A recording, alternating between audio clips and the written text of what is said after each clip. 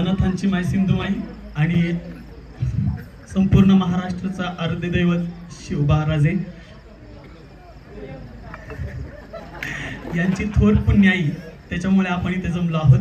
आणि काळे सर पण कसं घरानं फेकलेली चिंधी जीवनदायीनी सिंधू झाली, घरानं फेकलेली चिंधी जीवनदायी सिंधू झाली आणि रामाने सोडलेली सीता अनाथांची यशोदा झाली. अशी सिंधुमाई की ज्यांनी अवघ्या महाराष्ट्रातील अनाथ असतील सगळ्या मुलांना एकत्रित केलं. त्यांच्या मुलाखती ऐकल्या त्यावेळेस त्यांना विचारलाय प्रश्न की तुम्ही शिकलाय किती, तर सिंधुमाई म्हणायच्या की मी साडेतीन शिकले, म्हणजे चौथी पण त्यांची पूर्ण झाली नव्हती, त्याच्यातून अर्धी. मग तुम्ही एवढ्या कविता वगैरे कसे काय म्हणता, तर त्यांनी त्यांचा किस्सा सांगितला की माझा नवरा, मी ज्या कविता वाचायचे जे कागद वाचायचे तो जाळायचा, किंवा आईला पण माझं शिक्षण नको होतं तर ते आले की त्यांनी त्या कविता जाळू नयेत म्हणून मी ते कागद चावून खायचे आणि पाणी प्यायचे. ते जे मी गिळलं ते माझ्या काळजात रुतलं आणि आज त्या कविता म्हणून पुढे येत आहेत. अशा सिंधुमाई म्हणायच्या. इतकं वाचन, 3.5 इयत्ता शिकलेली आज सिंधुमाई, त्यांचं मी वनवासी पुस्तकाच्या त्या लेखिका होतात, ही छोटी गोष्ट नाहीये. त्याच्यानंतर त्या गिळायच्या किंवा त्या कुठल्या तरी बिळात ते कागद टाकून ठेवायच्या. मग ते कागदांचं काय झालं, ते कागद जेव्हा काढायच्या तेव्हा त्यांना वाटलं की ते उंदराचं वगैरे बिळ असेल, पण ते नाही, ते तिथे एक मुंगूस होता आणि मुंगसाने डाव्या हाताची करंगळी माईंची चावली. माईंनी जोरात हात बाहेर ओढला, मुंगूस करंगळी सोडत नव्हता आणि माई कागद सोडत नव्हत्या. त्या कागदाच्या कवितांवर माईंच्या करंगळीचा रक्ताचा अभिषेक झाला. तेव्हा त्या म्हटल्या की ह्या कवितांवर माझ्या रक्ताचा अभिषेक झाला म्हणून त्या कविता जिवंत झाल्या आणि मी त्या कविता वापरते. त्यांच्या मुलाखती एबीपी माझावर वगैरे भरपूर आहेत. तर अशा सिंधुमाई ज्यांनी सरणावर भाकऱ्या भाजून खाल्ल्यात, त्या म्हणतात की आज भरपूर आहे माझ्याकडं, माझी मुलं इतकी मोठी झाली, सुना मोठ्या झाल्या, त्या मला पंचपक्वान्न देतात, पण ती चव नाही लागत जी मी सरणावरच्या भाकऱ्या खाल्ल्या होत्या. तर मला असं म्हणायचंय की आज सगळ्यांना भरपूर आहे पण आपल्याला ते करता येत नाही. त्यांना एक प्रश्न विचारला की त्या माणसांचं काय ज्यांनी तुम्हाला त्रास दिला, घरातून हाकललं, हे केलं, तर माई म्हणतात त्यांनी मला घरातून बाहेर काढलं म्हणून मी दुसऱ्यांची माई झाले, मी त्या सगळ्यांना माफ केलं. एवढं मोठं मन माईने एवढं जर आपल्याला जपता आलं तर आज इथं येण्याचं सार्थक झालं असं मला म्हणता येईल. काही माईंचे किस्से, नंतर आमच्या गड किल्ल्याचे पण काही किस्से आहेत. तुम्हाला वाटतं की हे ट्रेकिंगला जातात म्हणजे काय करतात, तर काही साहसाच्या पण कथा आहेत, काही विनोदाच्या कथा आहेत. आताच दादांनी आता भरपूर सांगितलंय की आम्ही कसे विनोद करतो किंवा काय करतो, तर असे 1-2-4 किस्से लिहून आणलेत ते मी तुम्हाला सांगतो. बापू आहेत आमच्या इथं, तर ड्रायव्हर बरोबर जागायचं काम बापूंचं. आणि मग जुन्नरच्या जवळ आम्ही एका किल्ल्याला चाललो होतो आणि जाताना मध्येच गाडी कचकेन थांबली ब्रेक मारून. झोपलेलो आम्ही सगळे जागे, काय झालंय नेमकं बघतोय तर सगळेजण म्हणले बिबट्याची मादी आणि तिची 2 पिल्लं मध्य रस्त्यावर उभी होती आणि बापू कुठं दारात, आणि दार उघडं, आणि यमदूतानं यमराजानं मिस कॉल देऊन जावं अशी आमच्या बापूंची कथा त्या दिवशी झाली. मी लेखामध्ये त्यांचं लिहिलं पण तो माणूस लेख वाचायला थांबला, हे खूप महत्वाचं आहे. तर असे खूप किस्से घडलेत की जे बहादुरीचे किस्से त्यावेळेस घडले, काही विनोदाचे घडलेत. दादा तर आपल्या सगळ्यांना माहिती आहेत की ते हास्य सम्राट, आता त्यांनी भरपूर हसवलं. तुम्हाला दादांना ओळखताय, गुलाबी शर्ट वाले, त्यांनी खूप हसवलं. तर भैरवगड नावाचा एक किल्ला आहे, आता तुम्हाला दाखवला गिरिदुर्ग म्हणून, तर तो खूप उंच किल्ला आहे की तिथं पायऱ्या पण तुटल्यात त्यांच्या, आणि मग तिथं जाणं खूप अवघड गोष्ट आहे ना. तर तरी पण काही जण आम्ही गेलो, मी तोरणा किल्ल्यावर शिडीवरनं उतरताना माझे पाय थरथर कापत होते. पंकज सरांनी तिथं माझा व्हिडिओ काढला होता. तर अशा किल्ल्यावर आम्ही जात होतो आणि गेलो आणि एक महिला खाली थांबली होती आणि त्या महिलेचे मिस्टर वर चाललेले. तर ती दादांना सांगत होती, अहो ते बघा माझे हे चाललेत म्हणून. मग दादांनी म्हणले तुमचं कुंकू, हा चाललंय. पण खाली उतरताना ते बघा तुमचं कुंकू आलंय. दादा त्या महिलेला म्हणत होते, अहो ते माझं नाहीये, एक दुसऱ्या कोणाचं. तर इतक्या कठीण प्रसंगी सुद्धा ज्या माणसाला जोक सुचलला तो फक्त दादा असेल. अशा पद्धतीने अनेक जोक दादांनी घेतलेले आहेत. सूरज बोरावके सरांचा पण तिथलाच एक किस्सा आहे, मी तुम्हाला सांगतो. आता मुलं थोडी कंटाळीत म्हणून थोडे हास्याचे जोक चालतील ना तुम्हाला. हा, तर आम्ही त्या गडावरनं उतरत होतो आणि जाताना पायऱ्यांवरून गेलो धरत, पण उतरताना रॅपलिंग करायचं होतं आणि मग तिथून त्या दोरीवरनं खाली उतरायचं असतं. इतकी मोठी ती चढाई, खाली बघितलं तर पोटात गोळा आणि डोळे बाहेर पडतात का काय अशी त्याची उंची होती. आणि मग घसरत घसरत घसरत कसं तरी सूरज सर खाली आले. त्या दोरी, गरम दोरीचा त्यांना इथं चटका लागला आणि ते खाली बसले, जमिनीवर आले. त्यावेळेस आम्ही त्यांच्या जवळ गेलो आणि त्यांच्या तोंडातून काय वाक्य आलं असेल तर ते म्हटले, कोण पंकज सर, कोण माने सर आणि कोण रवी काळे सर. मी त्यांना ओळखत नाही, अशा माणसांवर माझा विश्वास नाही. असं म्हणा मी परत कधी ट्रेकला येणार नाही असं म्हणणारा माणूस, त्याने कधीच ट्रेक बुडवला नाही. अशा अनेक किस्से आहेत. रवी सर तर आता तुम्हाला माहितच आहेत, ज्यांनी हा ग्रुप तयार केला. 1 रुपयाचाही ज्याला लोभ नाही अशी माणसंच मी बघितली नाही.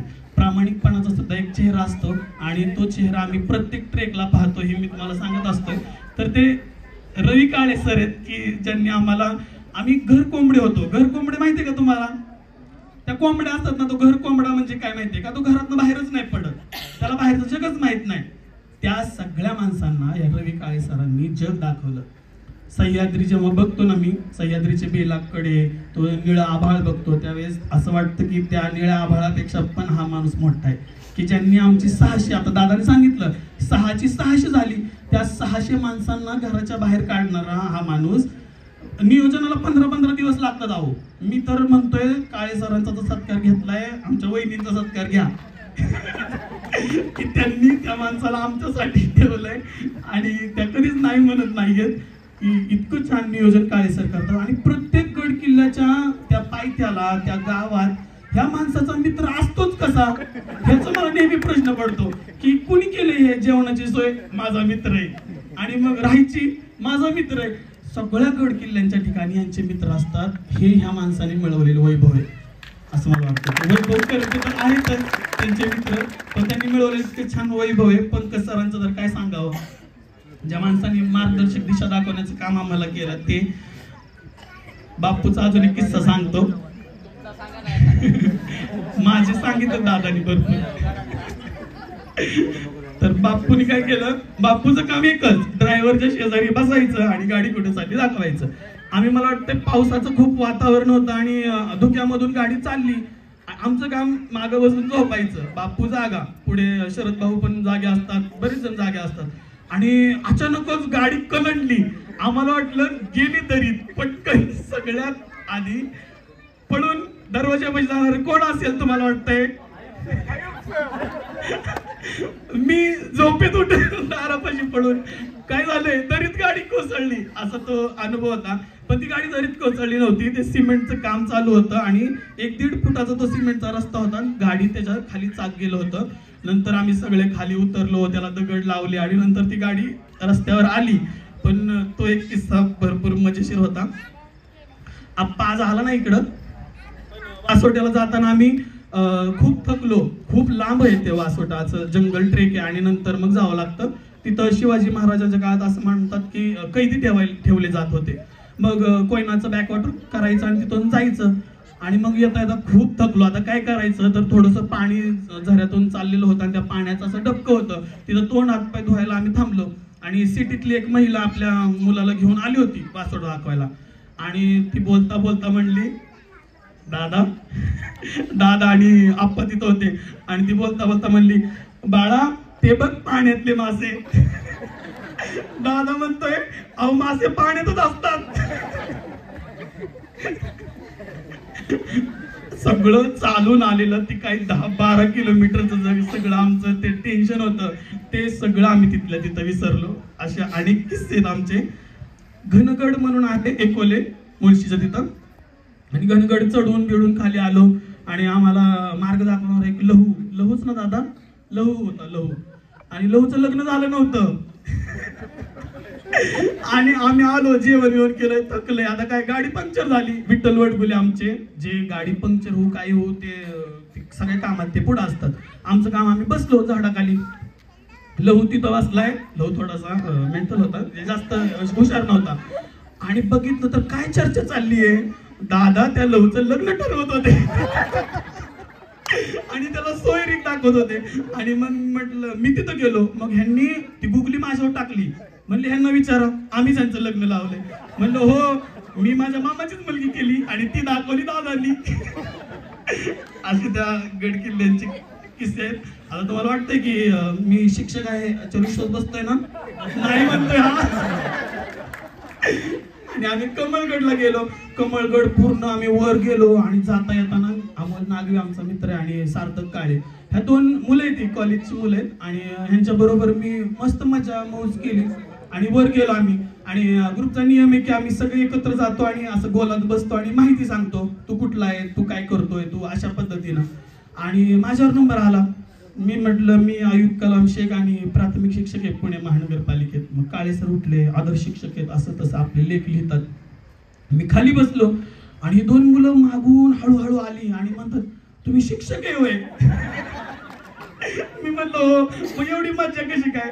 तर मी म्हणले याच ग्रुपमध्ये तेवढी मज्जा करता येते. असं काही किस्से होते. पुस्तकात वाचलेला शिकलेला जो इतिहास होता तो सगळा आम्ही काळे सरांच्या माध्यमातून इथं शिकलो, बघतोय. खऱ्या सुखाची व्याख्या काय असते तर मला कोणी विचारलं, तर माझ्या आईला विचारलं तर आई म्हणेल की मी बनवलेली भाकरी टम्म फुगणं म्हणजे सुख असतंय ना, इतकी छान मी तयार केली. किंवा एखाद्या विद्यार्थ्याला विचारलं तर तो म्हणेल की माझं सुंदर हस्ताक्षर येणं हे सुख आहे. शिक्षकाला विचारलं तर माझ्या मुलाने उत्तर देणं हे सुख आहे. तर आम्हाला गड किल्ले प्रेमी कुणाला विचारलं तर आम्हाला सुख म्हणजे काय, तर आम्ही जेव्हा त्या गडाच्या बाले किल्ल्याला जातो ना तेव्हा घामेजलेलं आमचं शरीर असतं आणि तो बाले किल्ल्यावरून वाहणारा जो गार वारा असतो तो आमच्या शरीराला स्पर्श करतो ना, ते आमचं सुख असतं. आणि ते सुख आम्हाला काळे सर, पंकज माने सर आणि ह्या ग्रुपचे सगळे मित्रमंडळी यांच्या माध्यमातून मिळतं.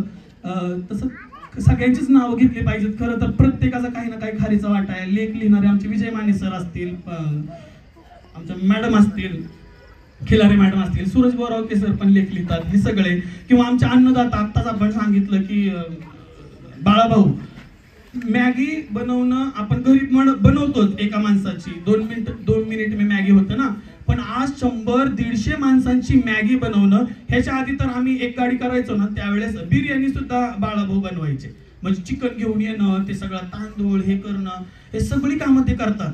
चहा असला फक्कड असतो ना की लाजवाब. ते बिस्किट, मी चहा कधीच पित नाही, मी घरी चहा पित नाही, पण मी ट्रेकचा चहा सोडत नाही. ट्रेकच्या चहामध्ये सरांनी आणलेली पतंजली बिस्किट बुडवून खाणं हे वेगळाच आनंद असतो. मग आम्ही रोड बघत नाही, कुठं बसलोय, कुठं काय चाललंय, काहीच नाही. अक्षरशः रोडवर लाईनी करून पण आम्ही बसतो. गाड्या येतात, हॉर्न दाबतात, थोडं मागं सरकायचं की थोडं परत पुढे यायचं, अशा पद्धतीने.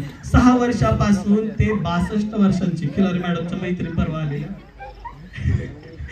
62 वर्षांच्या त्या आईपर्यंत आम्ही ट्रेकर्स सगळे ह्या ग्रुपला जोडले गेलेलो आहेत. सगळे सोबत येतात. वैभव नरवडे यांचं नाव मी विशेष म्हणजे घेईन की आमच्या ग्रुपचा लोगो बनवणं किंवा सगळं तो बॅचचं डिझाईन बनवणं, व्हिडिओ बनवणं, प्रसिद्धी करणं, हे सगळं वैभव नरवडे यांनी केलेलं असतं, जे सरांचे मेहुणे आहेत. आणि आमचे वैभव करपे सर यांनी काय सांगायचंय, तुम्हाला देण्याची दानत असायला पाहिजे. म्हणजे बॅच द्यायचेत ना सर, तर त्यांनी ह्यावेळेस बॅच दिले. माझ्या वर्गातल्या मुलांसाठी 72 पुस्तकं दिली गोष्टींची. अशी एक ना अनेक ही माणसं आहेत की असंख्य दगड आहेत हे या बुरुजाचे. शिवाजी महाराजांनी जसं बुरुज बांधला, दाखवले तुम्हाला आता सगळी माहिती. तर एक छोटस पाण्याची बॉटल आपल्या बॅगेत घेऊन वर जाणं आणि अख्खा बुरुज बांधणं की माची बांधणं, तो गड बांधणं, ही साधी गोष्ट नाही. तुम्ही ज्यावेळेस गडावर जाल ना तेव्हा तुम्हाला ते कळून जाईल. ते हे सगळे असंख्य दगड बुरुजाचे आहेत. त्यामुळे हा गड किल्ले प्रेमी प्रतिष्ठानचा गड उभा राहिलाय. शेवटी एक गोष्ट सांगेन मी, छोटीशीच गोष्ट आहे. गोष्ट आवडते तुम्हाला? परीस नावाचा एक दगड आहे, काल्पनिक, त्याला काय नाही येतो, तुम्ही शोधायला जाल परीस आहे का कुठं. परीसाची अशी कथा आहे की तो परीस लोखंडाला लावला की त्याचं सोनं होतं. ऐकलंय तुम्ही माहिती? हा, त्या परीसाचं सोनं होतं. एका माणसाला कळलं परीसाने सोनं होतंय आणि त्याला कोणीतरी सांगितलं की त्या नर्मदेच्या जे दगड आहेत त्या नर्मदेच्या पात्रामध्ये तो परीस आहे, हे मला माझ्या आजोबांनी सांगितलं होतं. त्या माणसाला तेवढीच गोष्ट भास होती. तो गेला तिथं. जाताना त्याने गळ्यात मोठमोठ्या सोन्याच्या अशा माळा घालून गेला, जड जड माळा. काय करायचा, नर्मदेचा एक गोटा घ्यायचा, त्याला दगड लावायचा, झाले का सोनं बघायचा, फेकून द्यायचं. गोटा घ्यायचा, झाले का दगड बघायचा, फेकून द्यायचा. असं खूप दिवस करत राहिला. तिथून एक माणूस चालला होता, त्याला पलीकडच्या गावात जायचं होतं. त्या माणसाने त्याला विचारलं, काय करतोय? तो म्हटलं, परीस शोधतोय. दगड लावतो, बघतो आणि फेकून देतो. ठीक आहे, बघूया.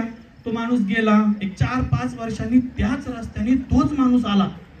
बघतो तर काय, हा माणूस पुन्हा दगड घेतोय, त्या साखळ्यांना लावतोय. पण यावेळेस गळ्यातल्या साखळ्या लोखंडाच्या नव्हत्या, सोन्याच्या झाल्या होत्या. मग त्या माणसाला विचारलं, अरे लोखंडाच्या साखळ्या सोन्याच्या झाल्यात, कसं काय, तुला काय झालं, आता काय शोधतोय? तो म्हटला, एवढी सवय पडली होती की त्या दगडाला लावायचं आणि फेकून द्यायचं. त्या नादात ते लोखंडाच्या त्या लावलेला दगड मी कधी फेकून दिला आणि गळ्यातल्या साखळ्या कधी सोन्याच्या झाल्या हे समजलं नाही. आता मी तोच दगड पुन्हा शोधतोय. काळे सरांनी आमच्या ह्या सगळ्या लोखंडाच्या शरीरांचं सोनं केलं. आम्ही ते लोखंडच होतो. काही दिवसांनी गंजलो असतो, घरात बसून बसून म्हणतो ना आपण, तसं झालं असतं. पण काळे सर आणि पंकज माने सर, पण ह्या दोघांचं नाव सोबतच आहे, जोडूनच आहे. काळे सर म्हटलं की पंकज सर म्हणायचं, पंकज सर म्हटलं की काळे सर म्हणायचं. ह्या दोघांनी आमच्या सगळ्यांच्या आयुष्याचं असं सोनं केलं. आणि बाळांनो, तुम्ही सुद्धा, मगाशी कोणतरी म्हटलं की दादाच म्हटले की तुम्ही इथं शिकताय, ह्याच्यासारखं थोर पुण्य नाही तुमचं. तुमच्या नावाच्या पुढे सिंधुमाईंचं नाव लागतंय, हे तुमचं खूप मोठं पुण्य. तर अशी अनेक माणसं असतात की जे आपल्या लोखंडाचं सोनं करतात. ही माणसं जपली पाहिजेत आणि त्या माणसांसोबत राहिलं पाहिजे. समजलं? तर इथं बोलण्याच्या आयोजकांनी संधी दिली, थकलेल्या सगळ्यांनी हे बोलणं ऐकून घेतलं, त्याबद्दल खूप खूप आभार.